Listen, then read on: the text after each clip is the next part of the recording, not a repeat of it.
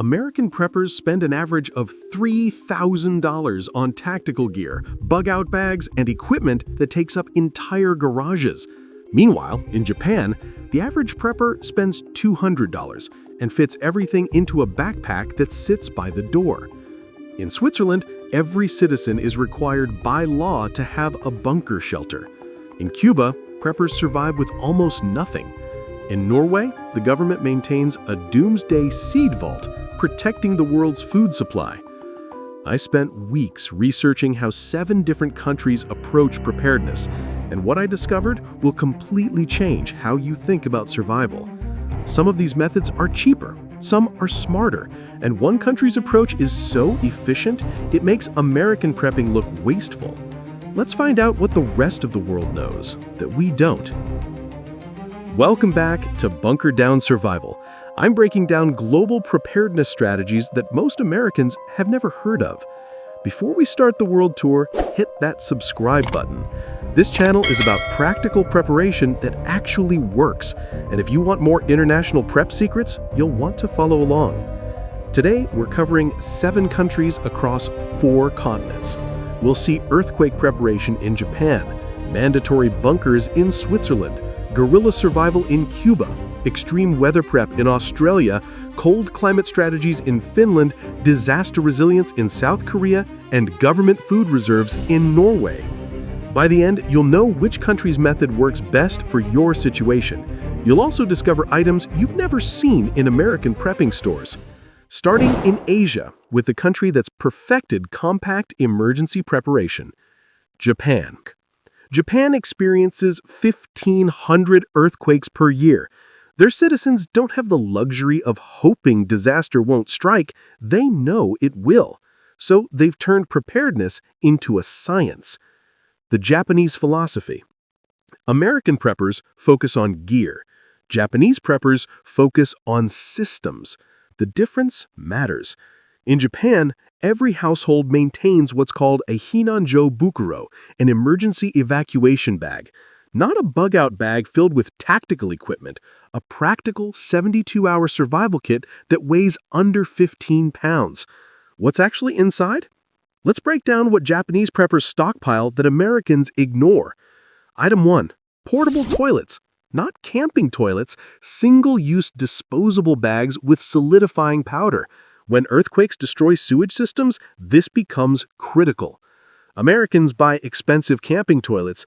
Japanese buy 50 disposable units for $20. Item 2. Kanpan, emergency rice crackers. These aren't MREs, they're compressed rice biscuits with 25-year shelf life, packed with calories, and they actually taste decent. A month's supply costs $30. Item 3.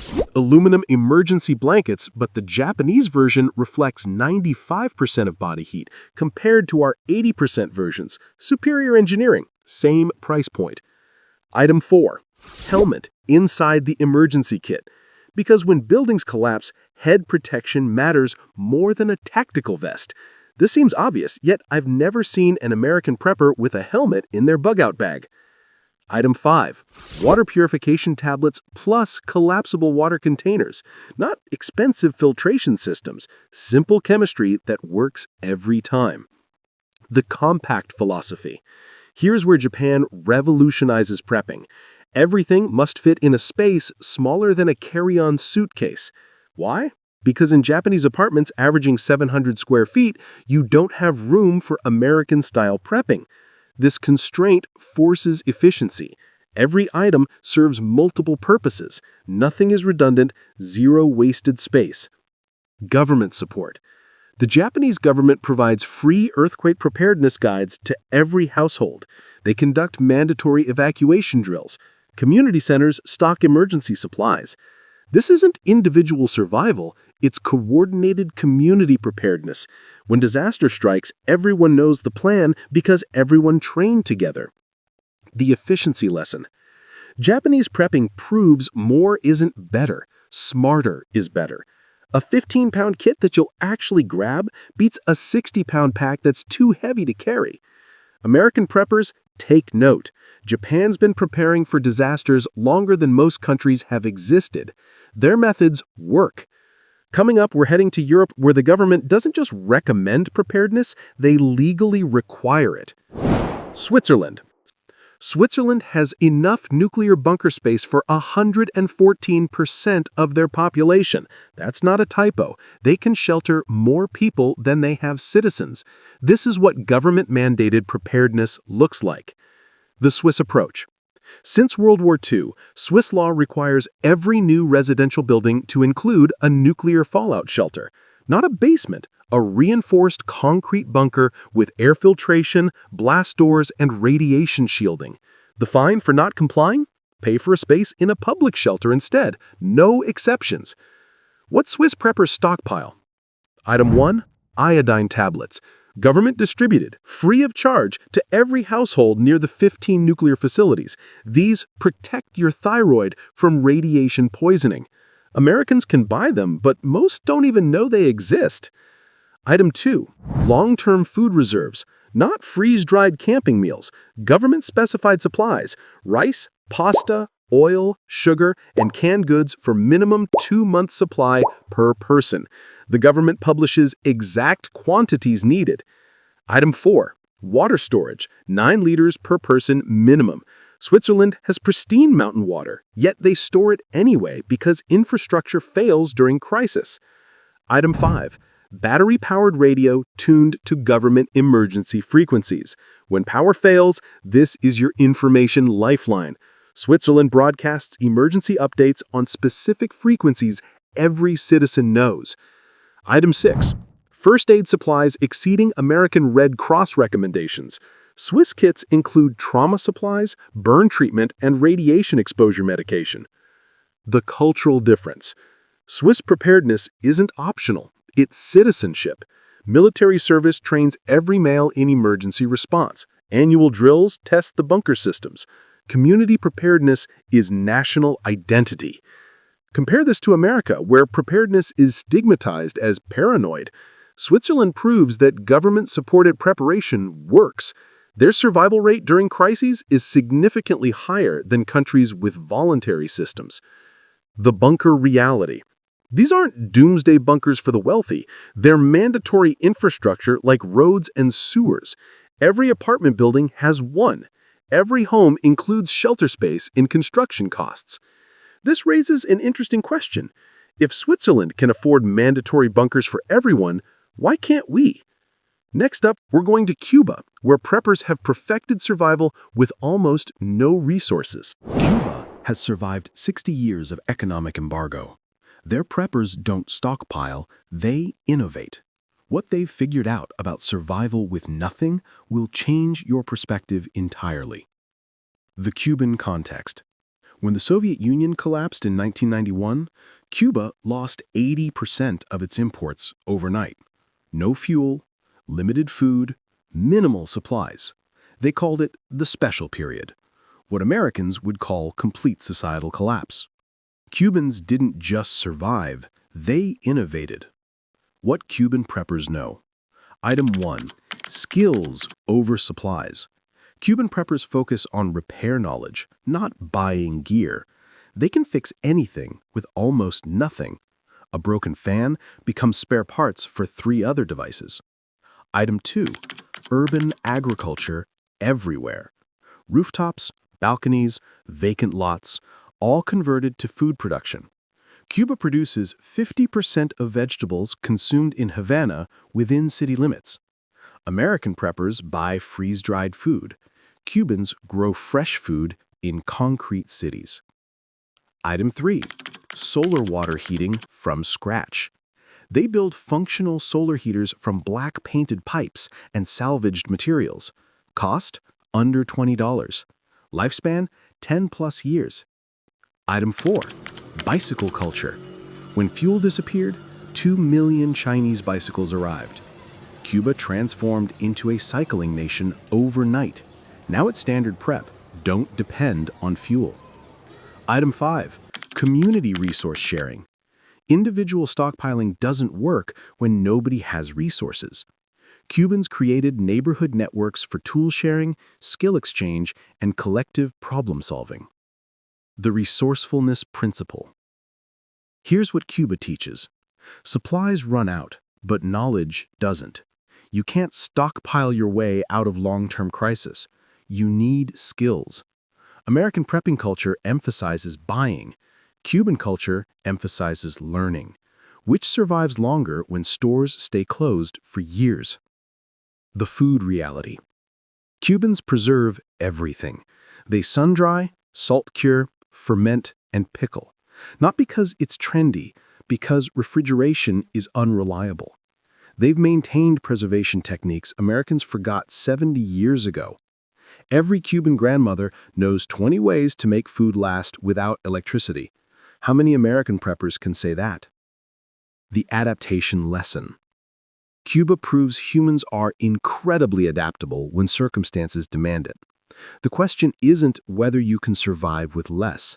It's whether you'll learn the skills before you have to. Coming up, we're heading down under to see how Australians prepare for one of the deadliest natural disasters on Earth. Australia.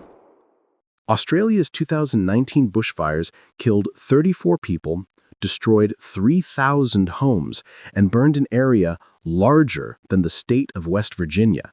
Their preppers don't stockpile for what if, they prepare for when. The Australian reality. Australian preppers face unique challenges: extreme heat, water scarcity, massive distances, bushfires, floods, and deadly wildlife. Their prep strategy looks nothing like American or European methods. What Australians stockpile. Item 1. Fire-resistant blankets that withstand 1,000-degree temperatures. These aren't emergency blankets. They're last resort protection when you're trapped by advancing flames. Australians keep them in vehicles, not homes, because fire moves faster than you can run. Item 2. Rainwater collection systems. Not for self-sufficiency, for survival. During droughts, municipal water gets rationed. Australians collect thousands of gallons from roofs using tank systems. This isn't optional in rural areas. Item 3. Vehicle-based emergency kits. Australian preppers assume they might need to evacuate on minutes' notice. Everything critical stays in the vehicle: water, food, documents, communication gear. Item 4. Solar power systems with battery backup. When bushfires take down power lines for weeks, solar keeps refrigeration, communication, and medical equipment running. Australians were installing solar 20 years before it became trendy elsewhere. Item 5. Snakebite and spider-bite first aid kits. Australia has 20 of the world's 25 most venomous snakes. This isn't paranoia, it's statistics. Every rural Australian knows venomous creature first aid. The heat management strategy. Australian preppers understand what American desert preppers miss. Heat kills faster than cold. Their prep focuses on temperature control, hydration maintenance, and heat illness prevention. They store water in quantities Americans would consider excessive, 200+ gallons per person in rural areas. Because when temperature hits 115 degrees and water delivery stops, that's a 2-month supply. The distance factor. Australian population density 8 people per square mile. American average 94 people per square mile. This changes everything. Australian preppers can't rely on nearby help. Ambulances might be hours away. The nearest town could be a tank of gas distant. This forces self-reliance Americans don't face. They prepare assuming help is not coming because often it can't. The bushfire protocol. Every Australian knows their fire danger rating. They make go or stay decisions based on weather forecasts. They practice evacuation routes because bushfires travel 15 miles per hour with zero warning beyond smoke on the horizon. American preppers plan for threats that might happen. Australian preppers drill for threats that happen annually. Next, we're going to Finland, where Cold War bunkers beat modern survival strategy. Finland. Finland shares an 830-mile border with Russia. They've been invaded twice in modern history. Their preparation isn't theory, it's survival memory. And their approach combines government coordination with individual responsibility in ways that put American prepping to shame. The Finnish philosophy. Finland maintains 50,000-plus bomb shelters accommodating their entire population. These aren't historical relics. They're actively maintained modern facilities with air filtration, medical supplies, and communication equipment. Shopping mall in Helsinki built over a 5,000-person shelter. Parking garage doubles as blast protection. This is normalized infrastructure. What Finnish preppers know. Item 1. 72-hour food supplies per government mandate, not recommendations, requirements. Finland publishes specific shopping lists: canned fish, crisp bread, powdered milk, honey, and ready-to-eat meals. Everyone maintains these minimums. Item 2. Wood-burning heating backup. Modern Finnish homes have electric heat plus wood stoves, because when power fails in negative 40-degree winters, electric heat becomes a death sentence. Item 3. Iodine tablets distributed free by government, just like Switzerland. Radiation preparedness isn't optional when your neighbor has nuclear capabilities. Item 4. Water storage, minimum 1-week supply, plus backup purification tablets. Finnish tap water is world-class, but preppers assume infrastructure fails. Item 5. Battery-powered or hand-crank radios. The government broadcasts on specific emergency frequencies. Every Finn knows these frequencies. Unlike America, where emergency broadcast tests are ignored, Finns actually listen. The conscription effect. Every Finnish male serves mandatory military service. This means every man has basic medical training, understands rationing, knows shelter locations, and has practiced crisis response. This creates a population where preparedness is normal. No stigma, no prepper label, just citizenship. The Cold War legacy. Finland's preparation culture comes from hard lessons. When the Soviet Union invaded in 1939, unprepared civilians died. Finland vowed never again. They built a network of shelters accommodating 4.7 million people. They stockpiled grain reserves. They maintained strategic fuel supplies. Government and citizens prepared together. Compare this to American individualistic prepping. Finland proves coordinated national preparedness works better than lone wolf survival. The winter survival knowledge. Every Finnish child learns how to recognize hypothermia, how to build emergency shelter, how to signal for rescue, and how to survive frozen water immersion. These aren't Boy Scout skills, they're grade school curriculum. American preppers buy expensive cold weather gear. Finns teach children how not to die in winter. Which approach saves more lives? Coming up, South Korea's high-tech approach to disaster preparation. South Korea technically remains at war. The 1953 armistice was a ceasefire, not a peace treaty. Their entire society exists in permanent preparedness mode, and they've turned crisis preparation into high-tech efficiency. The Korean approach. Seoul has 3,257 bomb shelters within city limits. Every building over a certain size includes shelter space. Every subway station doubles as a shelter. Citizens know exactly which shelter is theirs. But South Korea doesn't stop at Cold War bunker technology. They've modernized preparedness with systems Americans don't have.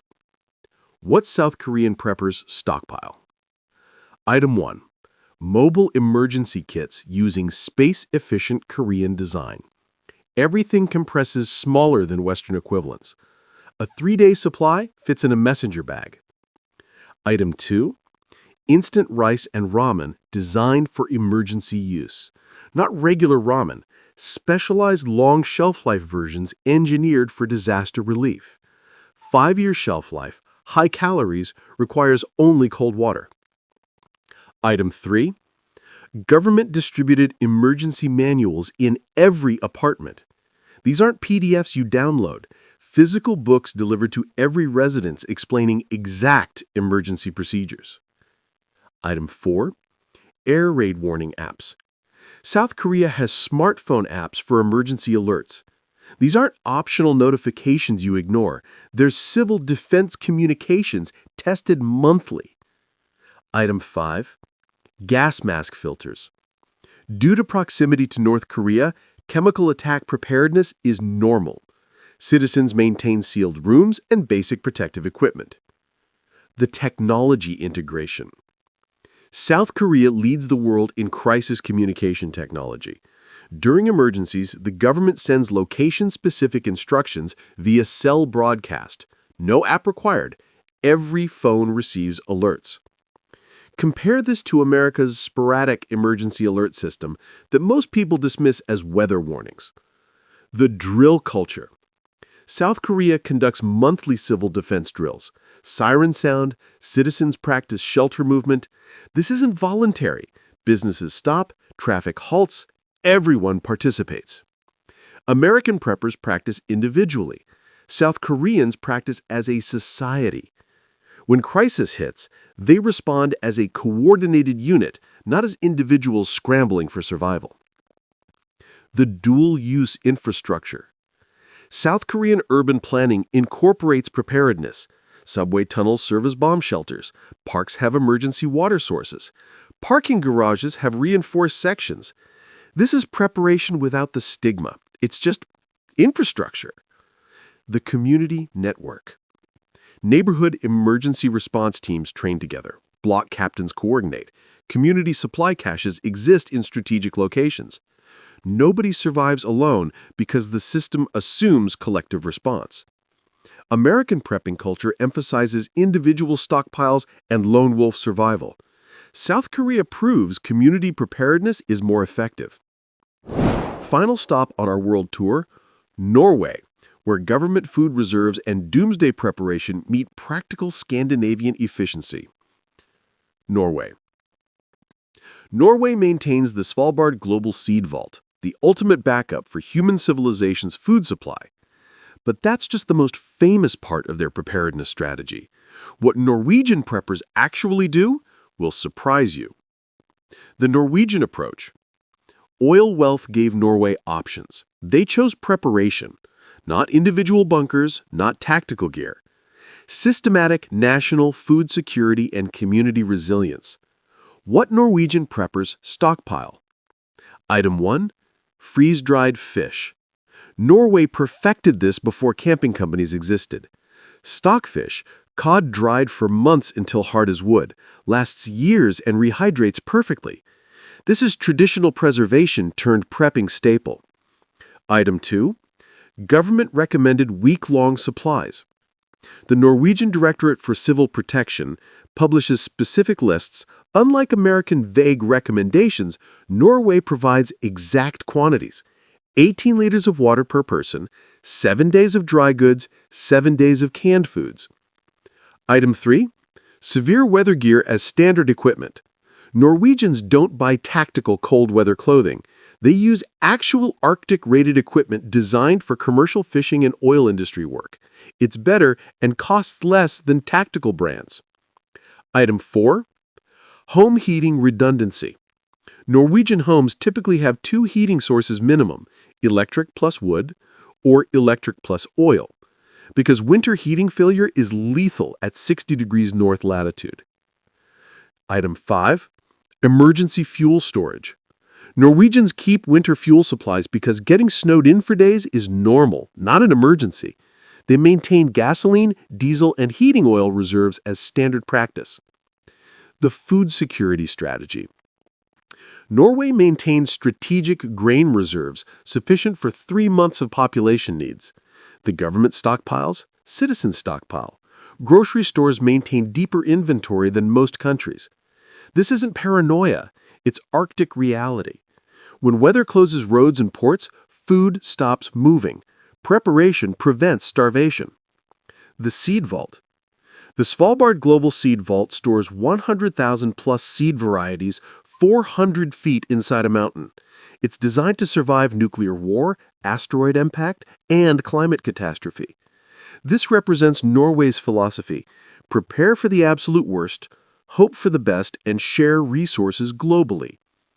American prepping is individual. Norwegian prepping is civilizational. They're not just preparing to survive, they're preparing to rebuild. The climate adaptation. Norwegian preppers understand what most Americans don't. Climate determines survival strategy. You can't prep the same way in Alaska and Arizona. Norway's extreme latitude forces specific adaptations that provide lessons for northern U.S. states. They've mastered extended darkness preparation, extreme cold survival, avalanche safety, and food preservation without electricity. The community integration. Norway's preparedness includes organized volunteer networks. Communities coordinate. Churches serve as supply distribution points. Local organizations maintain emergency response capacity. This is collective security, not individual survival. When crisis hits, Norwegians respond as a nation, not as isolated preppers defending stockpiles. The lesson? Preparation works better when everyone participates. So what did we learn from this global tour of preparedness? First lesson, compact beats excessive. Japan proves you don't need a garage full of gear. A well-designed 15-pound kit outperforms 100 pounds of redundant equipment. American preppers accumulate. Japanese preppers optimize. Second lesson, government support works. Switzerland, Finland, Norway, and South Korea demonstrate that coordinated national preparedness saves more lives than individual efforts. When government provides bunkers, distributes supplies, and trains citizens, everyone survives better. Compare this to American individualistic prepping, where you're on your own and hope is not a strategy. Third lesson, skills matter more than supplies. Cuba survived total economic collapse because citizens knew how to adapt. They didn't have stockpiles, they had knowledge. When American freeze-dried food runs out in 3 months, then what? Learn to preserve, repair, and innovate. Fourth lesson, climate determines strategy. Finland's winter prep looks nothing like Australia's bushfire prep. Norway's Arctic approach differs from South Korea's urban approach. Yet, American prepping articles present one-size-fits-all solutions. Adapt to your actual environment. Fifth lesson, community beats isolation. Every country we studied emphasizes community preparedness. Neighborhood networks, coordinated response, shared resources. American lone wolf prepping is statistically less effective than coordinated community survival. Sixth lesson, normalized preparation works better. In countries where preparedness is standard citizenship, participation rates approach 100%. In America, where prepping is stigmatized, participation stays under 5%. Cultural normalization increases survival rates. Seventh lesson, regular drills save lives. South Korea and Finland conduct frequent emergency drills. Citizens practice response. When crisis hits, they execute trained procedures instead of panicking. American preppers plan, but rarely practice. What Americans do right? We excel at innovation. American prepping companies develop excellent technology. Our freeze-dried food is world-class. Our water filtration is superior. Our equipment is often best available. The problem isn't our gear, it's our philosophy. We focus on accumulation over education, isolation over community, and equipment over skills. What we're missing? Government support. Other countries provide bunkers, distribute supplies, publish standards, and train citizens. American preppers are on their own. Cultural acceptance. Preparation is normal citizenship elsewhere.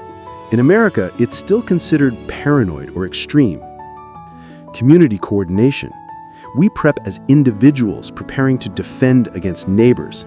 Other countries prep as communities preparing to support each other. The adaptation challenge. Can Americans adopt these lessons? The cultural obstacles are significant. We value individualism. We distrust government coordination. We resist community obligation. But here's the reality. Individual survival works in short-term crisis. Extended disasters require community cooperation. No stockpile lasts forever. Skills and neighbors matter more than gear. Action steps for American preppers. 1. Optimize your kit. Cut weight and redundancy. Make it actually portable. 2. Learn skills beyond buying supplies. Practice food preservation, basic repair, and emergency medicine. 3. Build neighborhood relationships. Know your neighbors. Create mutual aid networks. 4. Diversify preparation. Don't prep only for one scenario. Climate, economy, and infrastructure all present different challenges. 5. Practice your plan. Drills reveal weaknesses. Test your gear. Execute your evacuation route. Find problems before crisis forces you to. 6. Advocate for community preparedness programs. American culture can change.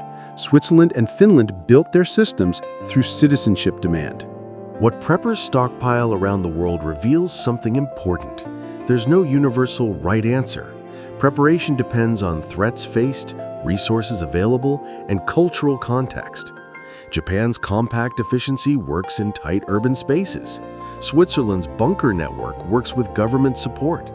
Cuba's resourcefulness works with minimal supplies. Australia's vehicle-based prep works in remote areas. Finland's cold climate focus works in harsh winters. South Korea's high-tech coordination works in dense cities. Norway's food security works with oil wealth. The lesson isn't to copy any single country. It's to learn principles from all of them, then adapt to your situation. American preppers have advantages: abundant resources, excellent technology, and innovative spirit. We just need to combine our strengths with wisdom from global preparedness cultures. Compact design from Japan, government coordination from Switzerland, resourcefulness from Cuba, climate adaptation from Australia, community integration from Finland, technology utilization from South Korea, long-term thinking from Norway. That's the formula for effective 21st century preparedness. If this global perspective changed how you think about prepping, subscribe to Bunker Down Survival. Drop a comment. Which country's approach would work best for your situation? Japan's compact method, Switzerland's bunker approach, Cuba's resourcefulness? I read every comment. Remember, prepared minds survive. The world has lessons to teach us. We just need to listen. Stay ready, stay global, and I'll see you in the next one.